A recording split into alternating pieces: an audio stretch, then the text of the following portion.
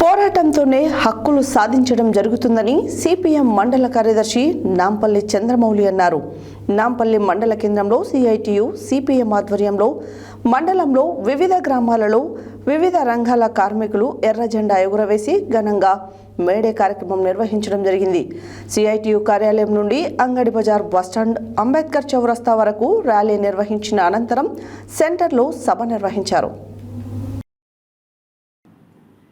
పోరాటంతోనే హక్కులు సాధించడం జరుగుతుందని సిపిఎం మండల కార్యదర్శి నాంపల్లి చంద్రమౌళి అన్నారు. నాంపల్లి మండల కేంద్రంలో సిఐటియు సిపిఎం ఆధ్వర్యంలో మండలంలో వివిధ గ్రామాలలో వివిధ రంగాల కార్మికులు ఎర్ర జెండా ఎగురవేసి ఘనంగా మేడే కార్యక్రమం నిర్వహించడం జరిగింది.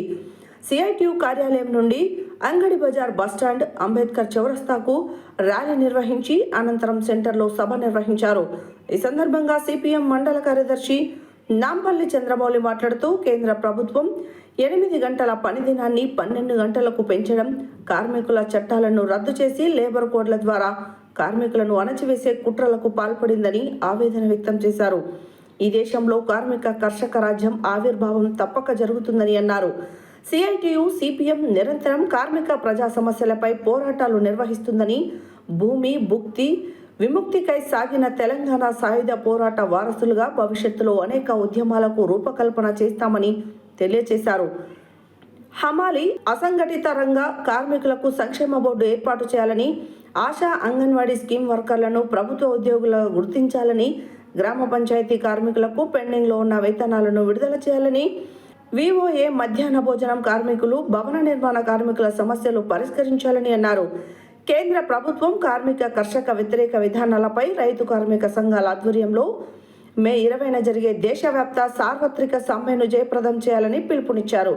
ఈ కార్యక్రమంలో తెలంగాణ గ్రామ పంచాయతీ వర్కర్స్ యూనియన్ సిఐటియు మండల అధ్యక్షుడు పల్లెటి హరికృష్ణ, సిఐటియు వివిధ రంగాల కార్మికులు మరియమ్మ, వెంకటయ్య, ఎల్లయ్య, అరుణమ్మ, కుషయ్య, కృష్ణ, శ్రీశైలం, వెంకటయ్య, లక్ష్మయ్య, ఎల్లయ్య, ఎల్లమ్మ, నరేష్, నిరంజన్, తేజ, ఈరమ్మ, ఆశా వర్కర్స్ యూనియన్ మండల అధ్యక్షురాలు రామావత్, కవిత, సునీత, లలిత, సైదమ్మ, కవిత, రేణుక తదితరులు పాల్గొన్నారు.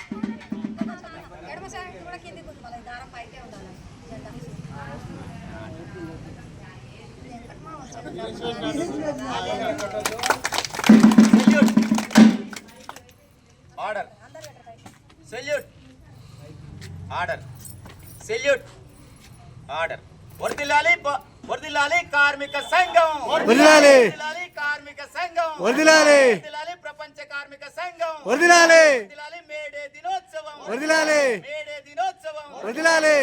ఎర్ర జెండా,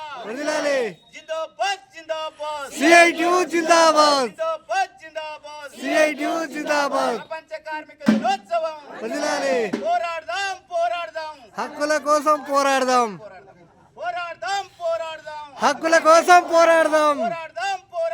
హక్కుల కోసం పోరాడదాం, ఇవ్వాలి అన్ని రంగాల కార్మికులకు కనీస వేతనాలు, నశించాలి కేంద్ర ప్రభుత్వం నుండి వైఖరి, నశించాలి.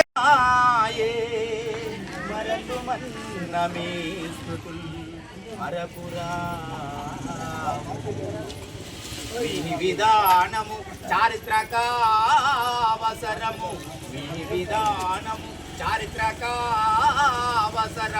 అది విప్లవ పదాన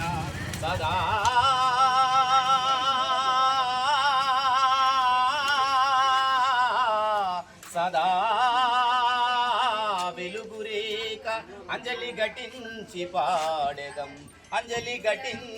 పాడెదం శ్రమిక వేద చరిత అంజలి గట్టించి పాడేదాం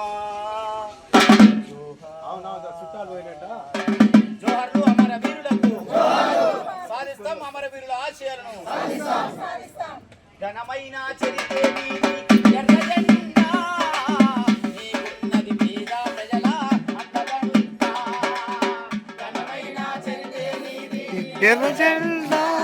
ప్రపంచ కార్మిక దినోత్సవం చికాగో నగరంలో దాదాపు 100 సంవత్సరాల క్రితమే జెండా పుట్టింది. అక్కడ హక్కుల కోసం 12 గంటల పని విధానాన్ని 14 గంటల పని విధానానికి వ్యతిరేకంగా వేలాది మంది లక్షలాది మంది చికాగో నగరంలో ఫ్యాక్టరీ యజమానులు ఇబ్బందులు పెడతా ఉంటే కార్మిక వర్గం పెద్దెత్తున సంఘటితంగా సమ్మె చేస్తుంటే అక్కడ భరించలేని కార్మిక వర్గం సంవత్సరం పాటు సమ్మె చేసేసరికి కాల్పులు జరిపిన వాళ్ళ మీద.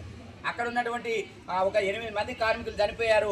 కొన్ని వందల మందికి గాయాలై రక్తం మడుగులు పారుతుంటే అందులో ఒక అంగి తీసి అక్కడ కార్మిక వర్గం చిహ్నంగా జెండా ఎగిరేశారు ఒక కట్టెకి కట్టి. ఆ సందర్భంగానే ఆ రోజు రూపకల్పన చేసుకొని ముఖ్యులు కూర్చొని రూపకల్పన చేసుకుని ఒక జెండా ఆవిష్కరణ జరిగింది. అది ప్రపంచవ్యాప్తంగా దేశంలోనే ప్రపంచవ్యాప్తంగా ఇక్కడ ఇది మన దేశం దాటితే జెండా ఉందని చాలా పార్టీలు ఉన్నాయి ఇక్కడ వరకు. కానీ మనది ప్రపంచవ్యాప్తంగా ఎక్కడ మానవుడు ఉంటే అక్కడ సిక్క గొడవలి జెండాలు ఉంటాయి, ఎర్ర జెండాలు ఉంటాయి, దేశాలే ఉన్నాయి. కానీ అది మనం ఆలోచించకుండా మనం ఇట్లా గిరిగీసుకొని ఇక్కడ జెండాలు లేవు, ఈ పార్టీలు లేవు అంటే మనకు పార్టీలకు సంబంధం లేదు. కార్మిక వర్గం దేశవ్యాప్తంగా ప్రపంచవ్యాప్తంగా ఉన్నాయి కాబట్టి ఆ రకంగా మన ఉద్యమాలకు ముందడిగేసి ఈ పాలక వర్గానికి ధీటుగా సమానంగా చెప్పాలి. మన హక్కులు కనీసం వేతనం 26,000 ఇవ్వాలని CITU